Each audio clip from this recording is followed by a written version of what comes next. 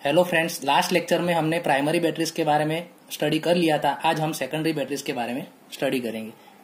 Secondary batteries, secondary cell after use can be recharge. ये recharge हो सकता है उसके लिए by passing current through it in the opposite direction. Opposite direction में अगर उसमें से हम करंट पास करें तो वो फिर से रिचार्ज हो सकता है। कहाँ यूज होता है वो हमने लास्ट लेक्चर में पढ़ा था कि ऑटोमोबाइल्स एंड इन्वर्टर में ये सेकेंडरी बैटरीज यूज होती है। फर्स्ट हम स्टडी करेंगे the lead storage battery. Lead storage battery की एक सिंपल फिगर यहां मैंने दिखाई है। वैसे तो ऐसे कई सारे एनोड एंड कैथोड एक दूसरे के साथ कनेक्ट होके बहुत बड़ी बैटरी होती है, वो आप अपनी बुक में देख सकते हैं, लेकिन ये स्टडी करने के लिए मैंने एक सिंपल फिगर यहां ड्रॉ की है। लेड स्टोरेज बैटरी में एनोड पीबी की प्लेट होती है। एनोड यानी कि नेगेटिव पीबी की प्लेट होती है। कैथोड पर पीबी की प्लेट पर PbO2 का लेयर होता है, यानी PbO2 वो कैथोड होता है एंड पीबी की प्लेट वो एनोड होती है।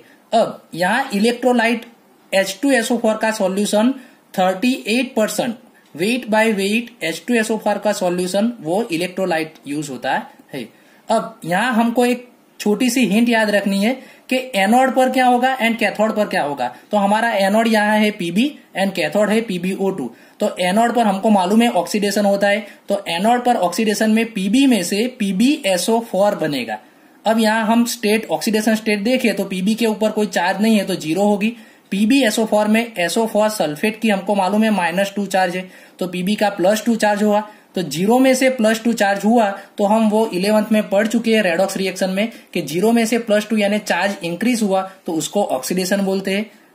PbO2 में से भी PbSO4, ये याद रखना, दोनों में PbSO4 हमको मिलता है। पीबी में से भी PbSO4 मिलता है, PbO2 में से भी PbSO4 मिलता है। PbO2 में पीबी का चार्ज हम काउंट करें तो एक ऑक्सीजन का -2 है तो दो ऑक्सीजन का -4 हो जाएगा। -4 चार्ज ऑक्सीजन का हुआ तो पीबी का +4 होगा, यानी कि यहाँ +4 में से +2 हुआ तो पीबी का ऑक्सीडेशन चार्ज डिक्रीज हुआ, इसीलिए उसको बोलते हैं रिडक्शन। ये पीबी एंड PbSO4 ये दोनों याद रखना है तो इजीली हमको रिएक्शन याद हो जाएगी। अब एनोड की रिएक्शन देखें तो सबसे पहले हमको मालूम है एनोड कौन है, पीबी। तो यहाँ लेफ्ट साइड पीबी लिख देना है, लेफ्ट साइड हम पीबी लिखेंगे। मैं नीचे वो प्रॉपर रिएक्शन कैसे होती है वो मैं आपको यहाँ दिखाता हूँ। तो लेफ्ट साइड हम पीबी लिख देंगे। पीबी में से क्या बनता है वो हम राइट साइड लिख देंगे, PbSO4। तो हमने PbSO4 ये लिख दिया। एनोड पर जो रिएक्शन होती है पीबी में से PbSO4 वो हमने लिख दिया। अब आप सोचो कि पीबी में से PbSO4 बना तो यहाँ SO4 तो है ही नहीं, तो SO4 कहां से आया? तो हमने जो सल्फ्यूरिक एसिड यूज किया है वो इसीलिए यूज किया है कि उसमें से हमको SO4 -2 मिलेगा। अब left side PB and SO4, तो यहाँ एटम तो हो गए लेकिन चार्ज यहाँ 0 चार्ज है, यहाँ -2 चार्ज है, तो राइट साइड में -2 चार्ज होना चाहिए। और हम अच्छी तरह से जानते हैं कि एनोड में इलेक्ट्रॉन रिमूव होते हैं, तो हम यहाँ 2 इलेक्ट्रॉन लिखेंगे बिकॉज यहाँ -2 चार्ज लेफ्ट साइड है, तो राइट साइड -2 चार्ज करने के लिए हम 2 इलेक्ट्रॉन लिखेंगे। तो हमारी एनोड की ये रिएक्शन कंप्लीट हो गई। अब कैथोड की रिएक्शन के बारे में सोचे तो कैथोड में हमने देखा कि PbO2 में से PbSO4 बनता है, तो PbO2 लिखेंगे और हमको सामने क्या मिलेगा, PbSO4। यहां भी हम सोच सकते हैं कि SO4 तो लेफ्ट साइड है नहीं, तो SO4 लाने के लिए हम SO4 -2 लिख देंगे, तो SO4 हमारा मिल गया।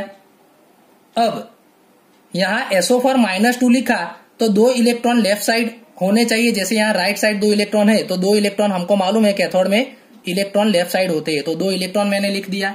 अब आप सोचेंगे कि SO4 हो गया, PB हो गया, इलेक्ट्रॉन चार्ज भी हो गया, तो ये ऑक्सीजन क्या करेगा?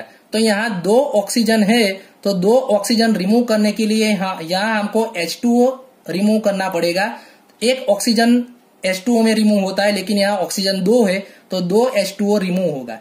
अगर 2 H2O रिमूव हुआ तो 2 × 2 यानी 4 H हमारे पास होने चाहिए, तो वो 4 H हम लेफ्ट साइड लिखेंगे। वो 4 H+ कहां से आए? तो वो H2SO4 में से जो H+ मिलते हैं वो 4 H+ हम लेफ्ट साइड लिखेंगे। अब ये अगर फाइनल रिएक्शन हमको लिखनी है तो ये हम इसका टोटल कर सकते हैं, ये हम ऊपर ये देख सकते हैं कि कैसे टोटल फाइनल रिएक्शन हमको मिली। तो आमने सामने 2 इलेक्ट्रॉन कट हो जाएंगे। लेफ्ट साइड में क्या बचा? तो PB है, PbO2 है, SO4 -2 एंड 4H+। तो ये H+ एंड SO4-2 ये मिक्स होके H2SO4 बनाएंगे, तो 2H2SO4 ये दोनों एक दूसरे के साथ जुड़ के 2H2SO4 बनाएंगे। राइट साइड में क्या बचा, तो PbSO4 2 टाइम्स, तो 2 टाइम्स PbSO4 हमको मिल गया, 2H2O मिल गया। और एक बात खास याद रखना कि यहाँ हम इलेक्ट्रिसिटी प्रोड्यूस करते हैं, वही इलेक्ट्रिसिटी हम यूज करते हैं। अगर ये लेफ्ट साइड से राइट साइड में जाए तो हमको केमिकल रिएक्शन से इलेक्ट्रिसिटी मिली, इसीलिए उसको गैल्वेनिक सेल बोलते हैं। लेकिन अगर हम यहां से उल्टी प्रोसेस करें, तो वो डिस्चार्ज रिएक्शन बोलेंगे, और उसमें हम इलेक्ट्रिसिटी यूज करके फिर से ये सेल को हम रिचार्ज कर सकते हैं, तो उसको हम बोलेंगे इलेक्ट्रोलिटिक रिएक्शन। दूसरी सेकेंडरी बैटरी हमको दी है निकल कैडमियम सेल। इसके बारे में आपके बुक में बहुत ज्यादा नहीं दिया है, सिर्फ उसकी रिएक्शन दे दी है फाइनल, लेकिन मैं आपको ये प्रोसेस कैसे होती है वो दिखाता हूँ। Nickel cadmium cell longer life than the lead storage cell, यानी कि उसकी लाइफ ज्यादा लॉन्गर है और वो मोर एक्सपेंसिव है मैन्युफैक्चर में। निकल कैडमियम में एक इजी फिगर में आपको यहाँ दिखाता हूँ, इससे हमको एनोड कैथोड पूरा पता चल जाएगा। जैसे कि हमारे पेन के आसपास अगर हम कोई कागज इसके आसपास लिपटे, वैसे यहाँ सबसे पहले निकल ऑक्साइड NiO2 की प्लेट उसके आसपास, रॉड के आसपास हम लगाएंगे। निकल ऑक्साइड NiO2 उसको पॉजिटिव यानी कि कैथोड बोलेंगे, यानी कि कैथोड में हम NiO2 यूज करते हैं। जैसे आगे हमने यूज किया था लेड ऑक्साइड, वैसे यहाँ निकल ऑक्साइड यूज करते हैं। फिर बीच में एक NaOH और KOH का सॉल्यूशन आएगा, जैसे वहां सल्फ्यूरिक एसिड का सॉल्यूशन था, वैसा यहाँ NaOH और KOH का सॉल्यूशन आएगा, जिसमें से हमें OH- मिलेगा। और उसके बाद नेगेटिव प्लेट हम लगाते हैं CD यानी कैडमियम की। तो यहाँ नेगेटिव प्लेट कौन है, कैडमियम, एंड पॉजिटिव प्लेट है निकल ऑक्साइड। तो हमको ये पता चल गया कि एनोड में होगा कैडमियम, एंड कैथोड में होगा निकल ऑक्साइड। ये याद रखना, एनोड में होगा कैडमियम और कैथोड में होगा निकल ऑक्साइड। जैसे आगे वाले सेल में हमने देखा कि दोनों में सेम प्रोडक्ट मिलती थी, वैसे यहाँ भी आगे जैसे लेड सल्फेट मिलता था, वैसे यहाँ भी दोनों के हाइड्रोक्साइड मिलते हैं। जैसे कि कैडमियम हाइड्रोक्साइड CdOH मिलता है, एंड निकल हाइड्रोक्साइड NiOH, दोनों में प्रोडक्ट सेम मिलती है। अब ये प्रोसेस हम यहाँ देखें कि एनोड में हम लेफ्ट साइड लिख देंगे कैडमियम, राइट साइड हमको मिलेगा कैडमियम हाइड्रोक्साइड। अब जैसे आगे सोचा वैसे यहाँ भी सोचो कि OH कहाँ से आया, तो OH यहाँ 2 OH- वो हमको KOH या NaOH के सॉल्यूशन में से मिल गया, तो 2 OH- लिखेंगे। अब यहाँ CD हो गया, OH 2 हो गए, लेकिन लेफ्ट साइड में चार्ज -2 है, तो राइट साइड में -2 चार्ज करने के लिए हम 2 इलेक्ट्रॉन लिखेंगे, और हम जानते हैं कि एनोड में इलेक्ट्रॉन रिमूव होते।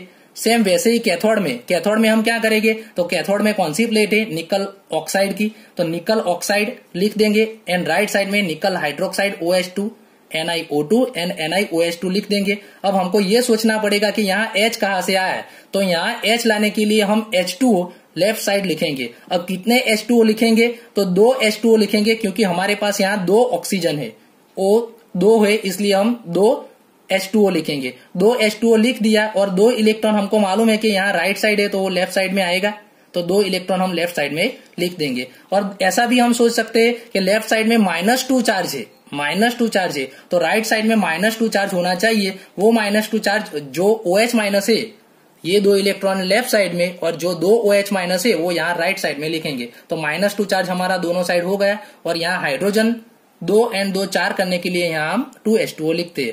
अब टोटल रिएक्शन लिखे तो 2 इलेक्ट्रॉन आमने सामने कट हो जाएंगे, 2 OH- कट हो जाएंगे, तो बचा क्या, कैडमियम बचा, निकल ऑक्साइड बचा, 2 H2O बचा, निकल हाइड्रोक्साइड NiOH2 बचा, एंड कैडमियम हाइड्रोक्साइड CdOH बचा। आपकी बुक में कैडमियम हाइड्रोक्साइड के बदले कैडमियम ऑक्साइड सॉलिड फॉर्म में NH2O ये रिमूव किया है, तो ये दोनों इसमें से ही बनते हैं। कैडमियम हाइड्रोक्साइड में से हमको मिलेगा कैडमियम ऑक्साइड एंड H2O, इसके बदले यहाँ CdO + H2O भी लिख सकते हैं।